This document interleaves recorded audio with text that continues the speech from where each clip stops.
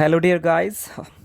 Welcome to my one more video lecture, and in this lecture, I'm going to talk to you about the breathing and exchange of gases. Okay, so breathing and exchange of gases. You can see this topic is entirely going to cover from the NCERT book. So breathing and exchange of gases. Breathing और जो gases का exchange होता है वो कैसे होता है.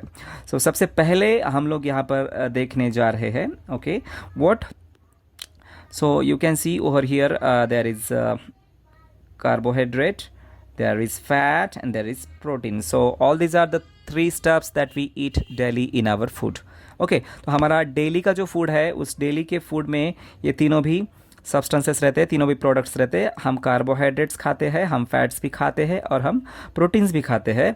तो इस कार्बोहाइड्रेट का ब्रेकडाउन होके, ओके, कार्बोहाइड्रेट का ब्रेकडाउन होके we can see the glucose is formed.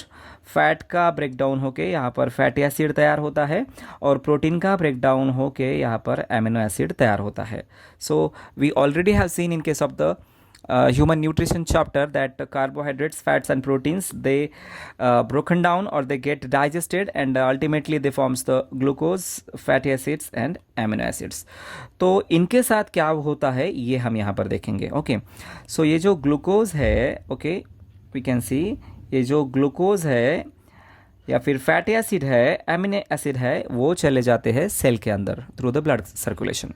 Blood circulation से वो चले जाते हैं सेल के अंदर. तो यहाँ पर ये हमने दिखाई है cell. So this is the cell. Okay, this is the cell. Through blood circulation ये जो ग्लूकोज है, फैटी एसिड है, एमिनो एसिड है, सेल के अंदर चले गए.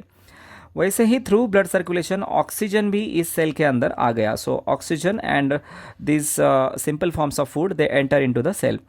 तो ग्लूकोज का ऑक्सीडेशन हो रहा है, फैटी एसिड का भी ऑक्सीडेशन हो रहा है, एमिनो एसिड का भी ऑक्सीडेशन हो रहा है. That means the oxygen is get added into this three stuffs. Oxygen glucose में, फैटी एसिड्स में, एमिनो एसिड्स में ऐड हो रहा है. या फिर हम ऐसा भी कह सकते हैं कि ग्लूकोज का ब्रेकडाउन, फैटी एसिड का ब्रेकडाउन और एमिनो एसिड का ब्रेकडाउन, ये तीनों का भी ब्रेकडाउन यहाँ पर कैरी आउट कर रहा है ऑक्सीजन. और इसने यहाँ पर ऑक्सीडेशन कैरी आउट करने के बाद वी कैन सी एनर्जी यहाँ पर लिबरेट हो रही है, एनर्जी यहाँ पर रिलीज हो रही है. और ये जो एनर्जी यहाँ पर रिलीज हो रही है, this energy is utilised by our body to perform the different functions, है ना. बॉडी के जो डिफरेंट फंक्शंस है वो डिफरेंट फंक्शंस कैरी आउट करने के लिए ये एनर्जी यहाँ पर यूटिलाइज की जाती है.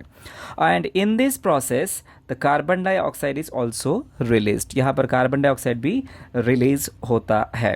Okay, so this is a process of respiration. इसको हम रेस्पिरेशन कहते हैं कि रेस्पिरेशन में क्या हो रहा है, ग्लूकोज, फैटी एसिड और एमिनो एसिड इनका ऑक्सीडेशन हो रहा है, यहाँ पर एनर्जी रिलीज हो रही है और in this process the carbon dioxide is released. Okay, अब जो कार्बन डाइऑक्साइड, ओके, जो कार्बन डाइऑक्साइड यहाँ पर रिलीज हुआ है वो कार्बन डाइऑक्साइड सेल के बाहर जाएगा और कैपिलरी में चला जाएगा. Okay, so this carbon dioxide entering into the blood, this carbon dioxide entering into the blood.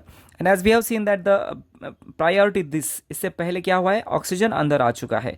Oxygen अंदर आया, उसने तीनों स्टफ्स का ऑक्सीडेशन कैरी आउट किया और उसके बाद में ऑक्सीजन, कार्बन डाइऑक्साइड जो रिलीज हुआ वो कार्बन डाइऑक्साइड यहाँ पे ब्लड में जा रहा है. And through the blood this carbon dioxide will passes towards the lungs. ये कार्बन डाइऑक्साइड किधर जाएगा, लंग्स की तरफ. मतलब ये ऑक्सीजन भी जो आया था यहाँ पे, ये ऑक्सीजन भी लंग्स से ही आए वाला है. Okay, from the lungs. तो ऑक्सीजन लंग्स से आया है और कार्बन डाइऑक्साइड भी लंग्स की तरफ जा रहा है. इसका मतलब बॉडी में ऑक्सीजन आ गया और जो कार्बन डाइऑक्साइड यहाँ पे तैयार हो गया वो कार्बन डाइऑक्साइड भी बॉडी से बाहर जाने वाला है. सो यहाँ पर हम लोग अभी देखेंगे the definition of the breathing. What is the breathing? Okay, breathing क्या है, जैसा कि हमने यहाँ पर देखा, exchange of oxygen. Okay, the oxygen is entering into the body through the atmosphere. Atmosphere से ऑक्सीजन हमारे बॉडी के अंदर आ रहा है.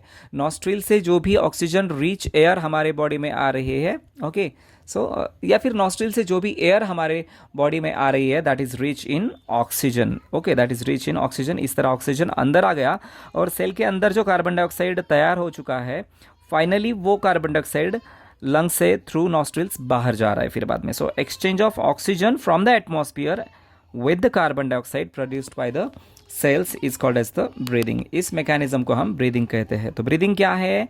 नॉस्ट्रिल से हमारे बॉडी के अंदर ऑक्सीजन आता है और सेल्स के अंदर जो कार्बन डाइऑक्साइड तैयार हुआ है वो कार्बन डाइऑक्साइड बाहर चला जाना, उस प्रोसेस को हम ब्रीदिंग कहते हैं.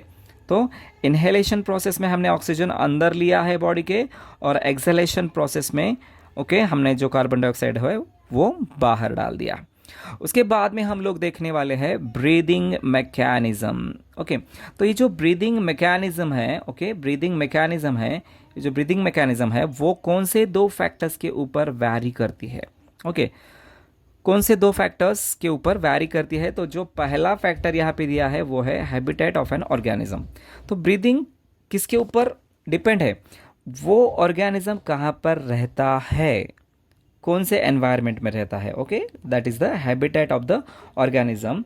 Weather it is living in the water, वो जो ऑर्गेनिज्म है वो पानी में रह रहा है, या फिर वो जो ऑर्गेनिज्म है वो लैंड पर रह रहा है, या फिर वो ऑर्गेनिज्म हवा में उड़ता है. So depending upon their habitat, the breathing, the organs for the breathing has been given. And second thing, breathing mechanism के लिए जो डिपेंडेंट है वो है level of organisation. Level of organisation में वो जो ऑर्गेनिज्म है वो यूनिसेल्युलर है, वेदर इट इज़ यूनिसेल्युलर और whether it is multicellular, वो यूनिसेल्युलर है या फिर मल्टी सेल्युलर है, उसके ऊपर ब्रीदिंग मैकेनिज्म उस एनिमल में देखने को मिलती है. तो यहाँ पर हम लोग देखने वाले हैं कि अलग अलग जो ऑर्गेनिजम्स है, सो डिफरेंट जो ऑर्गेनिजम्स है उनमें कौन से रेस्पिरेटरी ऑर्गन्स देखने को मिलते हैं for the exchange of gases का एक्सचेंज करने के लिए. गैसेस का एक्सचेंज करने के लिए डिफरेंट ऑर्गेनिजम्स में कौन से ऑर्गन्स है. सो you can see over here, यहाँ पर स्पॉन्जेस, सिलेंटरेट्स एंड फ्लैटवर्म्स.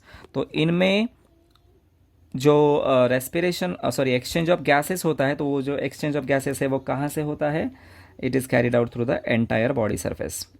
तो स्पॉन्जेस, सिलेंटरेट्स और प्लेटफॉर्म में कौन सा ऑर्गन दिया है for the exchange of gases? Entire body surface. मतलब एंटायर पूरे बॉडी सरफेस से उनमें क्या होता है? एक्सचेंज ऑफ गैसेस होता है.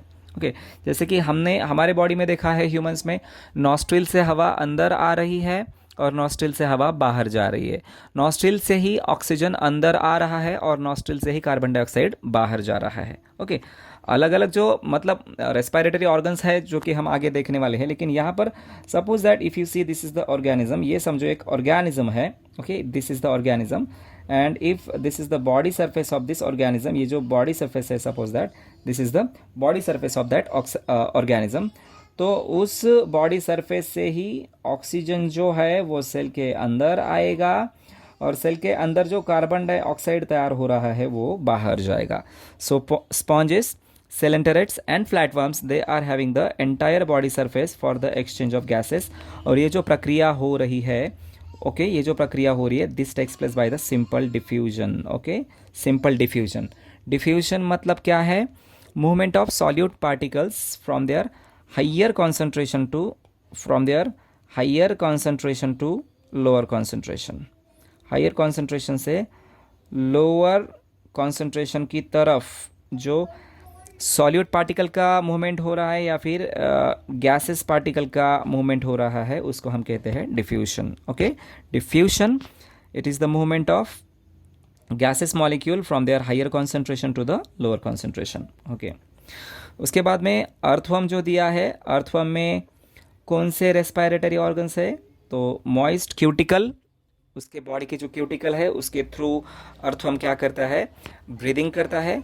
मतलब क्यूटिकल से ही गैसेस का एक्सचेंज वहाँ पर हो जाएगा. उसके बाद में इंसेक्ट्स जितने भी है, इंसेक्ट्स में ट्रकियल ट्यूब्स है.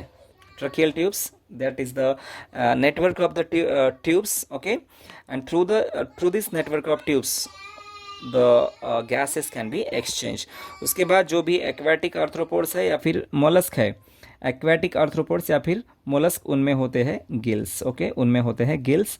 और एक्वेटिक आर्थ्रोपोड्स या फिर मोलस्क में जो गिल्स से रेस्पिरेशन हो रहा है उसको हम क्या कहते हैं? Branchial respiration. आपको पूछा जा सकता है ब्रैंकियल रेस्पिरेशन कौन से एनिमल्स में होता है? तो you can remember aquatic arthropods और मॉलस्क इनमें होता है। इसके बाद में फिश जो कि एक्वाटिक एनिमल्स है, फिश में कौन से रेस्पिरेटरी ऑर्गन्स है? गिल्स। ओके, फिल्स में रेस्पिरेशन होता है गिल्स से, या फिर एक्सचेंज ऑफ गैसेस होता है गिल्स से। एम्फीबियंस है, रेप्टाइल्स है, बर्ड्स है, मैमल्स है, इन सभी में लंग्स होते हैं फॉर द ब्रीदिंग पर्पस और for the respiration purpose. Amphibians में एडिशनली लंग्स के साथ उनकी जो मॉइस्ट स्किन है वो भी ब्रीदिंग में या फिर रेस्पिरेशन में हेल्प करती है। That means the gases can be exchanged through the moist skin in the amphibians. तो एम्फीबियंस में लंग्स भी होते हैं। ओके, एम्फीबियंस में लंग्स भी होते हैं और एम्फीबियंस में मॉइस्ट स्किन भी रेस्पिरेशन या फिर ब्रीदिंग में रोल प्ले करती है। तो मॉइस्ट स्किन से एम्फीबियंस में जो ब्रीदिंग होती है या फिर रेस्पिरेशन होता है उसे क्यूटेनियस रेस्पिरेशन कहते हैं, क्यूटेनियस रेस्पिरेशन।